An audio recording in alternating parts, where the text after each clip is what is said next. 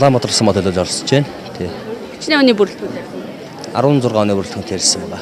Ер нь он гарсаар одоо 3 дахь сургалтанд хамрагдаж байна. Тэгээд энэ удаагийн сургалт бол нийт тэрийн албаа агш ТЗ-ийн болон босоо хүнтэй хамруулсан нэлээд өргөн хүрээтэй сургалт болж байна. Энэ зөвлөгөөний одоо хамарч байгаа байдлыг харахад бол холбогдох дээд байгууллага, засгийн газрын референдумд холбогдох хүмүүс ирсэн сургалтыг илүү ач холбогдолтой, төрийн албаа агштай илүү мэдлэг чадвараа дээшлүүлсэн юм боломжийг бүрдүүлсэн сургалт болж байгааг харж байна.